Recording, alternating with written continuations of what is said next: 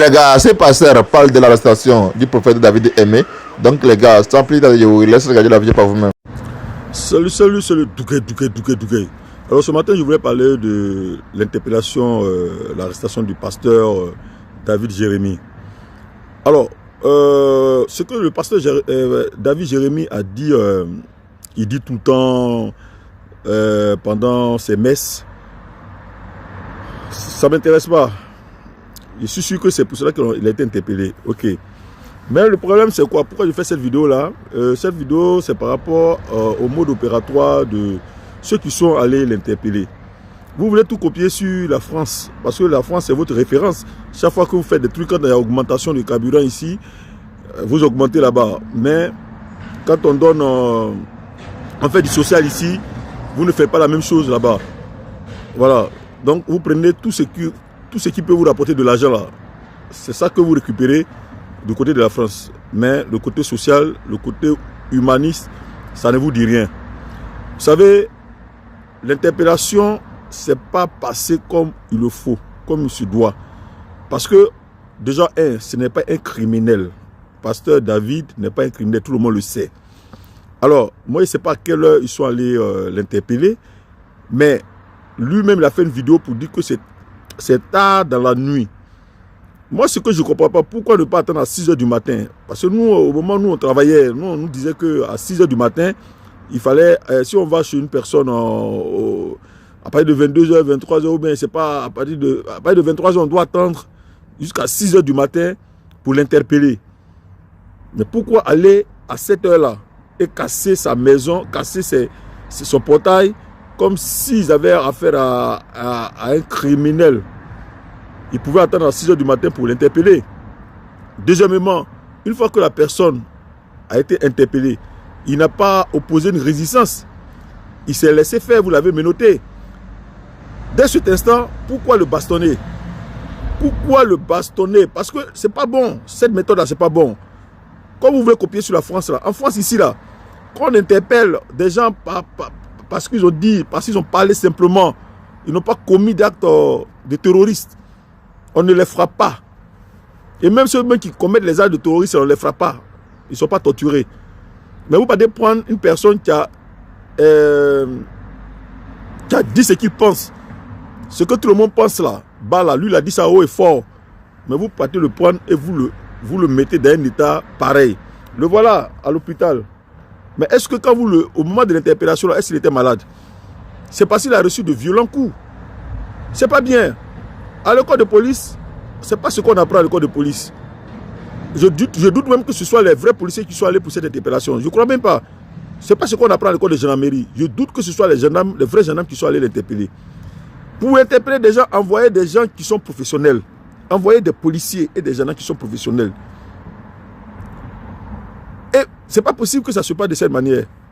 On ne peut pas prendre un individu pour ses propres opinions, aller jusqu'à le bastonner, le mettre dans un état où il a des problèmes cardiaques. Nous, on est obligé de faire des opérations. Ce n'est pas bien. Troisièmement, j'ai l'impression que dans ce pays-là, il y a pasteur et pasteur. Parce que celui qui est derrière moi, là, Makosso, il est qui? Il n'est pas au-dessus de la loi. Makosso Kami n'est pas au-dessus de la loi. Makosso Kami a tenu des propos, il tient toujours des propos ici, plus graves que ce que le pasteur David a dit. Il n'a jamais été inquiété. Quand il finit de faire sa comédie, quand il finit de parler mal, il vient, il se met en genoux, il filme, il demande pardon, et puis ça passe. Mais ce n'est pas comme ça. Ce n'est pas comme ça. La loi, ce n'est pas comme ça. Quand vous voulez imposer la loi, quand vous voulez dire la loi, quand vous voulez lire le droit, tous les citoyens sont égaux. Ils doivent être punis à la hauteur des actes qu'ils ont commis. Et toi, le procureur, j'ai l'impression que c'est lorsque vos cyberactivistes attirent votre attention sur quelque chose et que vous prenez votre responsabilité. Ah non! Si vous estimez que la personne est en erreur, vous pouvez, vous, procureur, sous vos ordres, le faire interpeller. Mais n'attendez pas que un certain Makosso vienne qui donne un délai de 24 heures pour pouvoir interpeller cette personne. Autrement dit, il n'y a pas de loi qui existe en Côte d'Ivoire. Est-ce que Makosso, c'est lui qui est le procureur ou c'est vous qui êtes le procureur? Ce n'est pas bien, cette manière de se comporter. Mais Makosso, c'est comment j'aimerais te dire. Il y a eu des pasteurs comme toi qui ont joué le rôle que tu joues actuellement là. Ils ont fait ça sous Gbagbo Laurent. Aujourd'hui, ils sont où? Le pouvoir n'est pas éternel. Le pouvoir n'est pas éternel. À un certain moment donné, tu es en train de... Tu aimes tellement le RDR que ceux qui ont lutté quand ils étaient dans l'opposition, parce que la manière dont tu te comportes même là, ceux même qui sont ministres, ceux qui ont lutté même là, qui sont aux affaires même, qui mangent même, ils ne se comportent pas comme toi, qui reçoivent que des miettes. Tu veux tellement prouver que tu aimes le RDR, que tu en fais trop. Bon, en réalité, on sait que tu n'aimes pas le RDR, tu es là, tu es un opportuniste. Tu es là pour de l'argent. Donc moi, ce que je voudrais dire ici, si ce pasteur David a dit des trucs à l'église qui ne sont pas bien, par contre, son interpellation n'a pas été bien aussi. Et il n'a pas été traité comme il doit être traité. Tout être humain, quels que soient les actes qu'il pose, il doit être traité comme un être humain. C'est pour ça qu'on parle des droits de l'homme. On ne peut pas prendre un être humain et puis le traiter comme un animal. Je ne suis pas content pour ça. Je ne suis pas content aujourd'hui, et hier, aujourd'hui et demain. Il faut revoir les manières d'interpeller les gens. Et il faut créer les conditions de sécurité une fois que la personne est à votre disposition. Normalement, une fois que la personne est à votre disposition, il n'est plus en danger. Vous devez le remettre à la justice saine et sauve pour qu'il soit jugé. C'était le Dougaï. Que Dieu bénisse la Côte d'Ivoire. Zoé les gars. Salut à tous, j'espère que vous allez bien. Et là, c'est mon écouteur. Contre le jeune. Et maintenant, aujourd'hui, le rap ivoire est là. On vous regarde, oui, les stats, oui, les chiffres, oui, et on vous regarde maintenant. Le rap ivoire dort. Regardez tous ces gens qui sont sur Internet qui parlent de Didi B ou de Imra. Ils sont tous assis dans leur coin, ils regardent. Mais Didi B, entre-temps, il est en train de faire des projets. Là, il y a le son salaud avec Tiak. Pour flatter son ego, on se ment à soi-même. Et quand on commence à se mentir à soi-même, on commence à développer un comportement que certains neuropsychologues appellent l'auto-illusion. C'est le fait de croire, de se convaincre d'une idée bien qu'elle ne reflète pas et qu'elle ne corresponde pas à la réalité. Et quand on commence à croire même en ce propre mensonge, à cette propre idée-là, on devient un mythomane. Et malheureusement, dans cette comparaison, dans cette guéguerre musicale entre Imra et Nabo Clément, le Big Bodaré, un constipé et ultra, la conspiration, les constipés ont toujours été dans la mythomanie. Et c'est triste que ce soit eux ou leurs artistes. Faut simplement dire que tu as mal parce que ton gars a fui. Il a fui parce qu'il ne supporte pas la comparaison, la concurrence avec Imra, c'est tout. Parce que c'est simple. Tu as dit que le rap ivoire ne se porte pas bien, mais ça, je vais évoquer ça après. Parce que tu n'as donné aucun exemple pour étayer ou bien pour essayer même d'argumenter pourquoi tu penses que le rap ivoire ne se porte pas bien. C'est la preuve que c'est juste un mensonge, c'est juste une situation dont vous voulez vous convaincre forcément pour satisfaire votre ego, bien qu'elle ne reflète pas la réalité. Donc vous êtes juste des mythomanes. D'accord? On va d'abord parler du premier point. Le gars, il a simplement fui. Quand tu prends un artiste comme Nabo Clément, le Big Bodaré, qui a toujours dans sa carrière érigé les trophées, les statistiques, pour parler en bien de lui, pour encenser sa carrière et tout ce qu'il a pu avoir comme accomplissement, c'est qui est juste. Hein. C'est un artiste, surtout c'est un rappeur, on est dans le game, c'est normal. Quand il partait s'arrêter au prix Midé qui disait qu'il avait 29 trophées avec dédain, avec beaucoup d'ego, c'est normal, c'est le rap. Mais c'est ça un rappeur. Quand tu vois un artiste qui faisait ça et qui aujourd'hui te dit... Prenez votre stat, remportez les trophées que vous voulez, je m'en fous, mais musicalement, vous ne pouvez pas me battre. Tu dois comprendre par ce paradoxe-là que le gars est déjà à terre. Et ça a été confirmé par une de ses fans ici qui nous a dit, malgré qu'il a fini de remporter un trophée au Nigeria, quand il venait, il était dans un état bizarre. Parce que c'est comme ça, frère. Il a fui parce qu'il ne supporte pas la comparaison avec Imra. Point barre. Je ne sais même pas tu vas aller chercher où même. C'est tout. Et ce qui fait mal dans ce genre de situation, c'est quand malgré que tu fais des belles choses, les gens minimisent. On minimise. Parce que Joe, les gens sont concentrés sur Tché. Lui qu'on a découvert pour le grand public. Le grand public a découvert Imra. Son ascension a été fulgurante. Les gens se sont attachés à lui à cause de son énergie et tout. On le voit en petit nouveau. Bien que ce ne soit pas le cas, mais on le voit en petit nouveau. Donc, quelque chose que toi tu vas faire là. Les gens ne vont pas te regarder. Et c'est de ça que Nabo Clément, le Big Bodaré, souffre. C'est malheureux, mais c'est comme ça. Voici pourquoi il a fui. C'est juste ça que tu dois dire. Sinon, quand tu dis que le rap ivoire ne se porte pas bien, tu donnes aucun argument même pour étayer ça. Parce que tu peux pas. Regarde un jeune comme TRK aujourd'hui. On ne va pas parler de Imra. Parce que Imra, quand Nabo Clément a fini de fuir, il a battu le record du meilleur démarrage sur Spotify pour un album africain francophone. Il a dépassé Fali. Mais on ne va pas parler de Imra. D'accord, on va les laisser payer. C'est les deux mêmes qu'on ne doit pas parler. On va parler même de la jeune génération, des jeunes aujourd'hui du rap ivoire. Prends TRK, qui vient de Pointe-Noire, où il a fini de faire un concert, je crois, un festival, qui a présenté un Dix d'or. Il a 500 cas d'abonnés mensuels, d'auditeurs mensuels, pardon, je crois, sur Spotify. Tu me dis que le rap ivoire ne se porte pas bien où? Prends Dope, qui vient de faire un parc des expositions, qui a présenté ses 6 certifications, je crois, AMC. Hein? Qui est aujourd'hui a signé, je crois, ce matin-là, avec un major qui est Warner Music. Tu parles de quel rap ivoire qui ne se porte pas bien, frère? Voici Apple Music. Regarde les gars comme les OG Maïlé, moi je les écoutais même pas. Aujourd'hui, tellement ils sont en pétard, on les écoute partout. Quand tu scrolles même dans ton téléphone, je vois plein de créateurs de contenu rap français qui te parlent de Wenche, de son style assez particulier. Je ne veux même pas parler d'Assab Joe parce que tu as dit que non, j'essaie de non attacher, il s'est attaché à l'image de Imra et tout. Je ne veux pas parler d'Assab Joe. SK07 qui a atteint 100K d'auditeurs mensuels sur Spotify. Joe! C'est quel rap ivoire qui ne se porte pas bien? Tu n'as rien à dire. Dis juste que ton gars a fui. La majorité des festivals qui ont été faits cette année par des artistes ivoiriens, c'était des artistes du rap ivoire. Et ce n'était pas que Imra. C'était pas que Imra et Nabo Clément, le Big Bodari. C'était les autres là. Donc Joe, tu parles de quel rap ivoire ne se porte pas bien. Dis juste que tu as mal parce que ton gars a laissé le game. Et il a laissé le game parce que lui-même, il n'arrive pas à supporter la concurrence et la comparaison avec Imra. C'est tout. Arrêtez de vous inventer des vies. Arrêtez de vous inventer des choses pour satisfaire votre ego. Parce que le rap ivoire est bien comme ça. Voilà. S'il veut fuir, qu'il fuit. S'il veut faire de l'afrobeat, qu'il fasse l'afrobeat. Quand il va vouloir revenir dans les games, on est là. Voilà, parce que c'est le game. Et puis même, il y a un peu de victimisation dedans. Parce que quand il dit que non, voici ça maintenant, il vous a parlé, oh, voici ça, ça veut dire quoi? Donc, quand lui, il revient dans le game, là, certains ne doivent pas lui dire qu'il est nul et qu'il préfère Imra. Parce que c'est ce qu'on lui dit depuis. Hein. Mais si c'est à cause de ça qu'il a fui, c'est que c'est de la victimisation. Parce que lui connaît très bien le game. C'est pas ça là qui peut faire fuir un rappeur. Impossible. Lui-même, il a fait ça aux gens. Aïe! Lui-même, là, il a fait ça aux gens quand il était au-dessus d'eux. Donc, c'est quoi? Il est fan de Booba, non? Il sait comment le rap français se menait, se comportait avec Booba à sa tête. Il connaît très bien le rap. Il ne peut pas fuir à cause de ça. Donc ça, c'est de la victimisation. Quittez dans ça. Dites d'abord, gars, s'il veut revenir, qu'il revienne, on l'attend. S'il veut rester là-bas, qu'il reste. Le rap, il voit se porte très bien. Et j'ai donné même les preuves. Donc tu n'as rien à dire. Reste dans la politique, frère. Ce que j'ai à vous dire par rapport à ça, la team, dites-moi ce que vous en pensez en commentaire. À bientôt, les amis. Ah, tout ce que tu as dit là, moi, j'ai compris. Hein. Mais c'est à la fin là où tu as dit reste dans la politique. Là. Il veut fuir politique là-haut. Il veut fuir politique là. Il cherche autre moyen de sortir. Tu es rentré dans la politique, reste dans la politique là, champion. Tu veux fuir pour aller où? Hein? J'ai nous laissé pour aller. Tu n'es pas dit, je ne peux pas ado, maintenant tu veux fuir politique. Tu veux fuir politique à parler des artistes, trucs. C'est-à-dire, tellement tu cherches là partout. C'est-à-dire, tes pages là, tu dois. C'est-à-dire, parler de ça là, parler de ça là, parler de ça là pour avoir visibilité, pour avoir monétisation pour manger. Va travailler. Nous sommes barres en Bengue ici. Hein? Laisse les jeunes là dans les mouvements de Imra et Didi B. Il faut les laisser dans les mouvements. Voilà, t'es pas là. Si tu as choisi politique, dans la politique, on est. Toi, et puis nous, va défendre Draman Ouattara. Nous aussi, on défend nos camps, Bourou-Babou, là. Et puis on partit. Ah, tu as fui, tu es rentré dans truc, mais là. Laisse les jeunes là.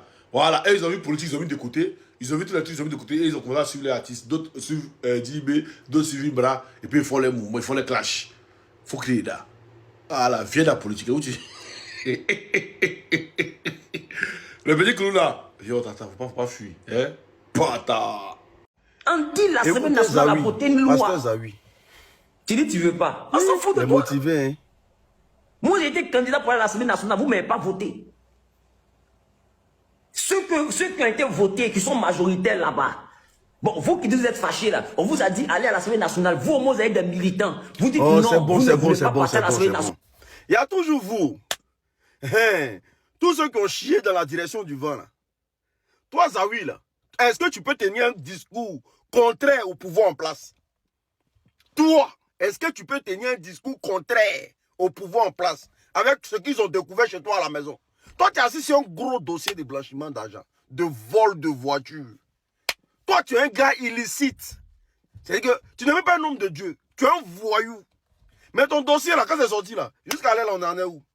Si tu ne tiens pas ce genre de propos, là, si tu ne parles pas comme ça, le lendemain, on te prend.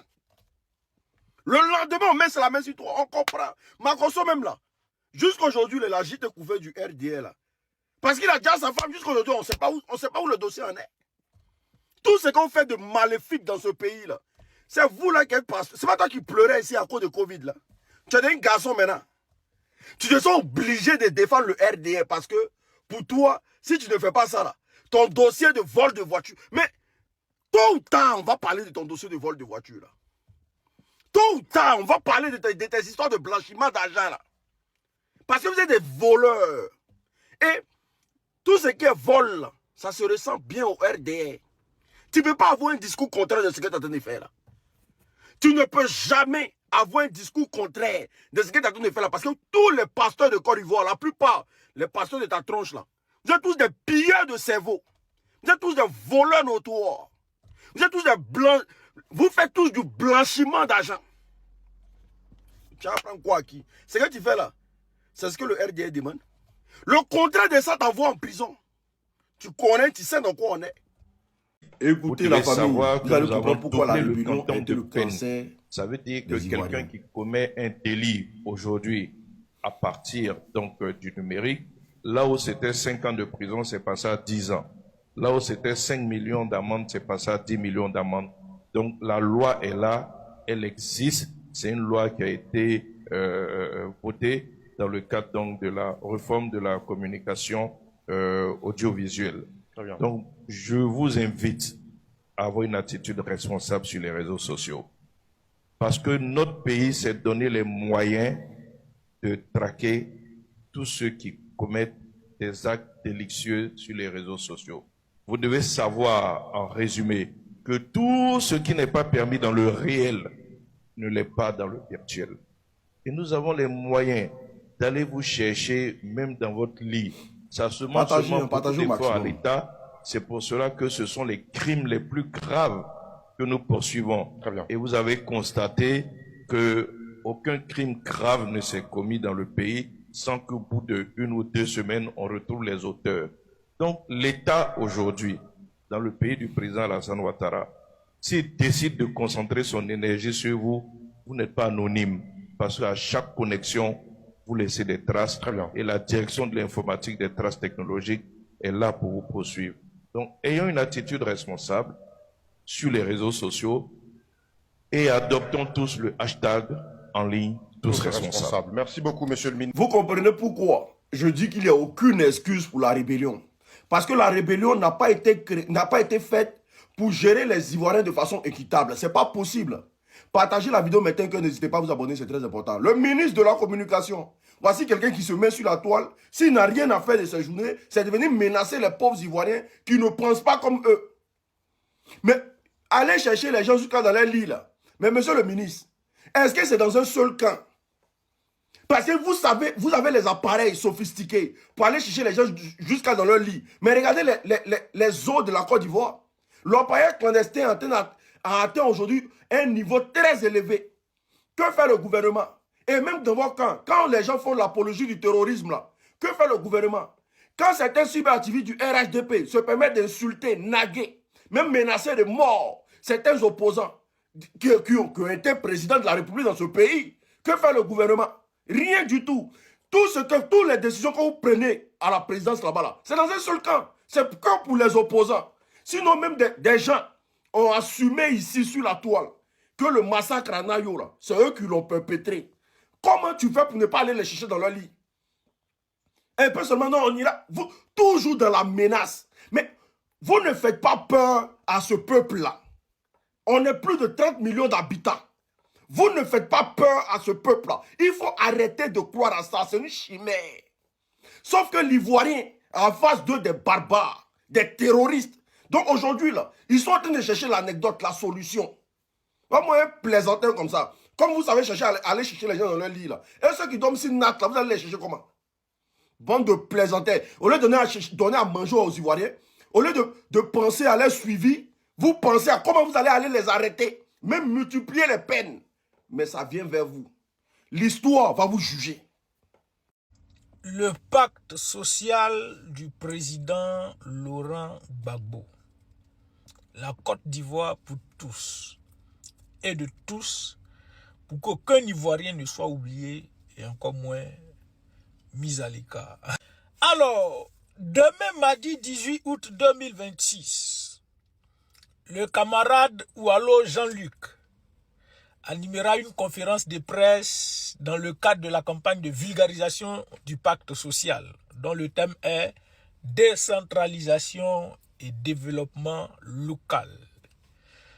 Mais avant de poursuivre, on va écouter une vidéo et je reviens. Du mois prochain, je vous ai dit, moi je prêterai serment à Yamoussoukro. Je déménagerai à Yamoussoukro. Je vais exécuter toute une série de projets. Tous ces grands projets pharaoniques, est-ce qu'ils sont vraiment nécessaires? On évaluera. Monsieur Ouattara, est-ce que vous pouvez détailler un calendrier précis pour ces projets que vous voulez décliner dans la nous avons dans mon programme de gouvernement, vous voyez, qui est là, nous avons dit clairement, c'est par écrit, que nous allons le faire. La première année, nous allons transférer la présidence, nous allons transférer le ministère de l'Intérieur, il y a toute une série de ministères qui seront transférés. La deuxième année, ce seront d'autres ministères. Certains ministères économiques resteront à Abidjan. Moi, j'ai beaucoup étudié le cas de Brasilia et d'Abuja. Nous allons faire la même chose. Et nous allons le faire de manière méthodique, de manière rationnelle. Pas dans la pagaille et le désordre. Pas seulement en disant je vais faire ceci, je suis en train de faire cela. Alassane Dramane Ouattara nous disait ici, dans le cadre de la campagne de 2010, que lui, dès qu'il prend le pouvoir, il va prêter serment à Yamoussoukro. Il va délocaliser la primature à Yamoussoukro. Le palais présidentiel va se retrouver à Yamoussoukro. 16 ans durant que le régime du RDA est au pouvoir. Jusque-là, rien n'a encore été fait. Et donc, le camarade Ouallo Jean-Luc va se prononcer sur la décentralisation et le développement local. Parce qu'aujourd'hui, en Côte d'Ivoire, tout est concentré sur Abidjan. Ce qui fait qu'il y a une cherté des maisons qui ne dit son nom. Ce qui fait que quand il pleut, les pluies diluviennes font des dégâts. Pourtant, les autres villes là sont là. Il n'y a rien là-bas. Il n'y a rien dans les autres villes. Et le RDA a tout concentré à Abidjan. Quelqu'un qui s'est battu pour dire qu'ils ont écarté Alassane Dramane Ouattara parce qu'il est du Nord. Mais aujourd'hui, tu prends le pouvoir, tu abandonnes le Nord, tu es devenu ébrié. Tu n'es plus Djoula, tu n'es plus nordiste, tu es devenu sudiste, tu es devenu ébrié. Et toutes tes réalisations sont concentrées sur Abidjan. On ne va pas un peu au nord, on ne va pas un peu à l'ouest, on ne va pas un peu à l'est, on ne va pas un peu dans le centre à l'aide construit là-bas. Mais c'est toi qui nous as promis Crédit Moto. Donc le camarade Ouallo Jean-Luc va animer une conférence de presse sur ce thème-là. Nous demandons aux militants du RDR, de la case caféinée, au cadre du RDR de prendre leur bloc-notes afin d'écouter le camarade Ouallo Jean-Luc. Et il va présenter la vision du président Laurent Gbagbo en ce qui concerne la décentralisation et le développement local. Donc, vous êtes tous invités demain à la Riviera Bonhoumé, au siège du parti. Hommes de médias, journalistes, vous êtes tous invités. Militants du PPACI, même les militants de la case caféinée, vous êtes invités à prendre part à cet important événement. Voici Mivois là. Ah, c'est matin. Voilà comme on est là mourir dans le quartier là. C'est matin. Hein. Oh purée. Dans 10 ans, France, tout le monde va mourir. Tout le monde. À Peñarami. Et un matin, il y a comme on ouvre la cimenterie. Au plein cœur du France-Amérique, voilà. Là, vous avez vu cette petite vidéo qui démontre que nos autorités ne font pas attention à leur population. Les usines, là, les gens font ça dans des forêts, dans des brousses, dans des endroits éloignés pour éviter ce genre de situation-là. Mais bon, vous savez, en Côte d'Ivoire, on ne doit plus rien dire. On ne doit même pas se critiquer. On veut l'industrialisation, mais ça doit se faire pas dans le désordre. On ne peut pas implanter une usine de ciment en plein centre-ville. Ça n'a pas de sens. Voilà pourquoi les gens créent toujours des scieries, des gens créent toujours des zones industrielles pour pouvoir mettre toutes ces usines dans un endroit éloigné. Mais en plein centre-ville comme ça, une usine de cimenterie, il faut le faire. Il faut vraiment penser à ça. On dit les gens sont au chômage. Mais quand on empoisonne les gens encore là, ça n'a plus de sens. Je pense que les autorités doivent aller voir cette usine-là. S'il faut la délocaliser, il faut le faire. Si ce n'est pas le cas, il faut vraiment qu'ils prennent leurs précautions pour éviter d'empoisonner l'environnement. Voilà, parce que la cimenterie, c'est très toxique. Le dire, c'est pas insulter le gouvernement, c'est pas manquer le respect aux gens qui ont sim ivoire. Non, c'est pour vous dire que vous faites du très bon boulot. Mais pensez aux gens qui habitent aux alentours. Et je pense que nous avons déjà en Côte d'Ivoire des structures qui s'occupent de ces genres de choses-là. La Côte d'Ivoire a même signé pour, comment on appelle là, le climat vert ou bien quoi vert là, des bêtises là. Mais les usines n'ont pas fermé en Europe sous prétexte qu'ils ne veulent plus que l'atmosphère soit empoisonnée. Non. Les usines sont toujours là. Ça travaille 24 heures sur 24. On nous envoie ça en Afrique pour dire que vous ne pouvez pas faire des usines, vous ne pouvez pas faire la déforestation parce que y a un réchauffement climatique. C'est pour qui est dit ça? C'est parce qu'il n'y a pas d'usine de transformation en Afrique que nos parents traversent la Méditerranée. C'est parce que nos parents, quand ils se réveillent, ils ne savent pas où aller. Le gars, il a 45 ans, il est encore en famille. Alors qu'ici, à 45 ans, vous avez déjà pris votre retraite anticipée. Donc, vous voyez que c'est deux mondes. Vos enfants ici, à 20 ans, déjà, ils font le tour du monde parce qu'ils ont déjà économisé. Nous, à 20 ans, c'est maintenant, il vient de finir ses études et il est encore en train de chercher stage.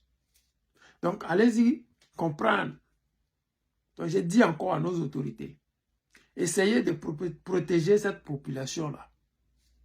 Vous ne travaillez pas pour le mouton, vous travaillez pour les humains. Donc, si un seul humain se plaint de quelque chose, allez-y voir.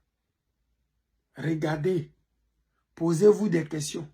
Maintenant, si c'est la cimenterie, s'il y a des fuites, mais réparez ça. Parce que ce n'est pas normal.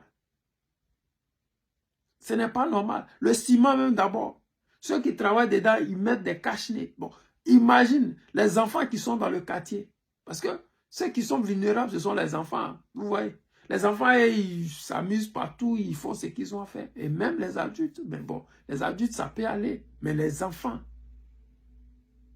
C'est-à-dire que l'avenir de ces personnes qui habitent dans ce quartier-là, vous commencez déjà à hypothéquer ça. Parce que vous ne voulez pas payer des machines qui vont avec. Vous ne pouvez pas payer ce qu'il faut pour empêcher ça. C'est dommage. Mais je pense que la solution serait que vous démantelez cette usine-là et que vous l'envoyez loin de la ville. Ou soit, vous construisez une, comment on appelle ça, une zone industrielle à San Pedro. Je sais qu'il y en a, mais cette cimenterie-là, sérieusement, elle n'a pas sa place là où elle est là. Elle n'a pas sa place là où elle est là. Et ce n'est pas pour dénigrer, je l'ai dit. Ce n'est pas pour dénigrer. C'est juste pour interpeller nos autorités sur cette situation-là. Nos autorités, pardonnez, sciencées. On sait que vous ne faites rien les Ivoiriens. On sait que quand les Ivoiriens dorment dehors, ça vous plaît. On sent que quand les Ivoiriens sont malheureux, c'est ça que vous voulez.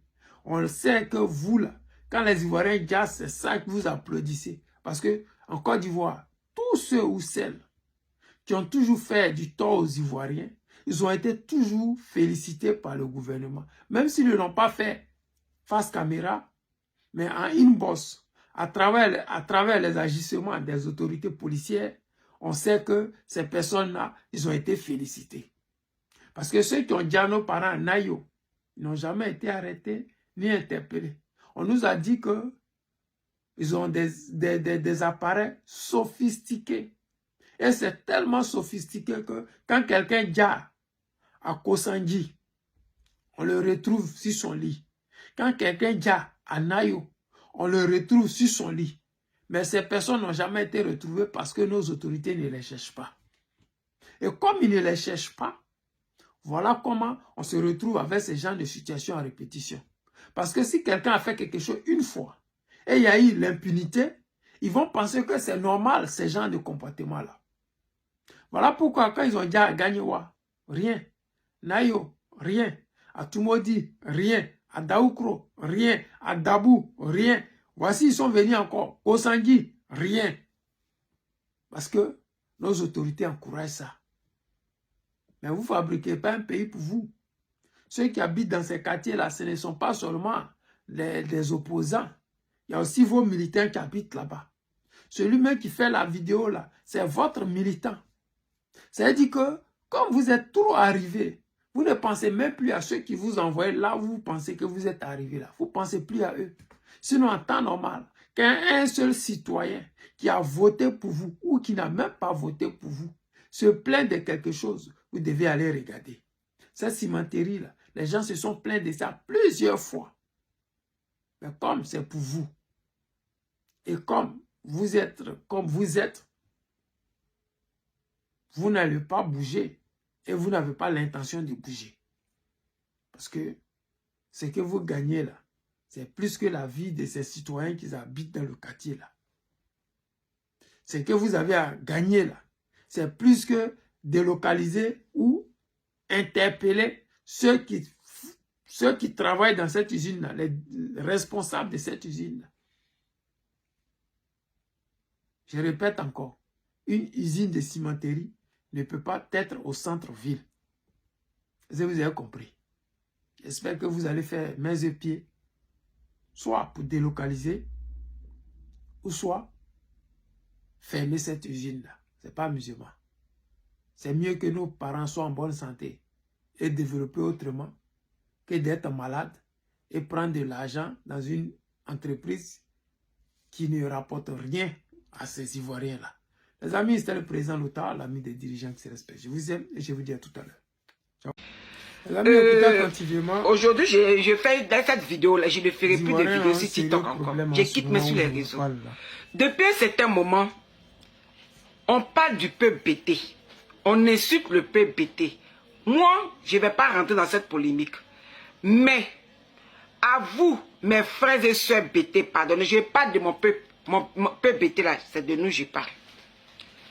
Vous qui insultez, parce qu'il y a la vidéo d'une jeune dame qui est passée pour dire que non, que voilà, elle, si en pays bêté, quand on doit faire la dot ne coûte pas cher. Et si c'est comme cela, elle ira faire la dot comme chez les abourés. Et dans, comment dirais-je, dans les commentaires, vous avez commencé à dénigrer le PBT. Que le PBT est paresseux, le PBT est feignant, le PBT est ceci, le PBT est cela. Vraiment, moi je vous exhorte, s'il vous plaît. Tous ceux, je dis bien, vous qui rendez service au PBT, ne les rendez plus service, s'il vous plaît. Je vous demande pardon. Vous qui rendez service, lorsqu'un BT va vers vous et vous demande à manger, ne leur donnez plus à manger. Le peuple BT, ceux qui vont vous demander une couchette, le jour vous demandez, tu es de quelle ethnie? S'il dit les BT là, chassez-le. Mais chassez là. Ne rendez plus service au peuple BT. Vous avez compris? Moi, je n'arrive pas à comprendre. Que oui, vous dites que oui, on est rempli dans une maison. Comment habille que quelqu'un a posé, c'est toi ça sert. S'il dort dans la maison, c'est soit dans la maison de son frère, mais dans la maison de son soeur. Mais pourquoi c'est vous, ça vous fait mal? Pourquoi? Que oui, les femmes bêtées, elles sont comme si, elles sont comme ça, elles sont poclées. Sinon, l'ONU n'a pas encore montré les statistiques pour dire que oui, voici le nombre, voici le peuple poclé qui sont en première position qui est bêté. Montrez-nous. Et puis on va conseiller nos soeurs là. Sinon, célibataires pour dire que oui, c'est pour ça qu'on ne nous marie pas là. C'est beaucoup dans toutes les familles, hein. Ça existe dans toutes les familles. À faire des mariages là, c'est dans toutes les familles. Célibataire, c'est partout. Oui, peuple béton rempli. Hey, c'est question d'éducation, je vous dis toujours, c'est question d'éducation. C'est question d'éducation. Sinon, il y a des peuples bêtés là, ils n'aiment pas aller chez quelqu'un. Moi, mais je suis le témoin vivant. On est chez nous même à Abidjan là. Moi, mais je ne connais pas certains de mes frères. On se voit pratiquement une fois dans l'année, lors des grandes réunions. Sinon, moi je connais des peuples qui ne sont pas bêtés, qui ne sont même pas de l'Ouest, où ils sont plus de 80, dans une chambre salon, ils sont plus de 20, ils sont plus de 10. Mais ils ne sont pas bêtés. C'est question de moyens. C'est question de moyens. Si c'est peut-être une seule personne qui peut-être qui a les moyens et qu'il est à Abidjan et que les gens viennent se trouver, ils peuvent venir rester chez les frères. En quoi que ça vous dérange? Et puis c'est le peuple bêté, vous insultez. On est gigolo. Pardonnez, dorénavant. Sinon, gigolo, ce sont les femmes là qui vont vers les hommes là. Il est beau. C'est pas de notre faute, sinon les garçons sont jolis. C'est pas de notre faute. 1, 2, 3, BT ceci, 1, 2, 3, BT cela, pardonnez. À partir de maintenant, si vous devez rendre service et que c'est un peu BT, refusez et chassez-le. Vous me chassez là. Vous avez compris? Sinon, c'est parce que le BT a bon cœur. Lorsque vous partez dans notre village, on vous donne une parcelle de terre pour que vous puissiez cultiver. Et lorsque vous cultivez, que ça a donné là, vous venez donner un peu et puis on accepte. C'est parce qu'on a fait, aller dans les villages, on n'a pas fait, on ne commande pas à manger. On mange très bien chez nous. Vous avez compris? On mange très bien chez nous. 1, 2, 3 peu BT, qu'est-ce qu'il y a? Qu'on est paresseux. Allez dans les peuples BT, voici on est misérable. Allez-y voir. À la fin, ça suffit. Ne rendez plus service à BT. Si BT vient dormir chez vous, ne chassez-les. On va rester dans notre pauvreté là. Oh. Les amis, vous avez écouté la vidéo de cette jeune dame-là. Au fait, ce n'est même pas une histoire de BT, gourou, guéri, non. C'est juste que la pauvreté aujourd'hui fait que les petites différences qu'on avait hier, là, elles ont commencé à s'élargir. Les dirigeants qui sont passés là, ils ont essayé de nommer un peu les ministres de chaque ethnie pour que nous ne voyions pas trop cette misère-là. Ils ont essayé de mettre dans l'administration les ethnies un peu à gauche, à droite.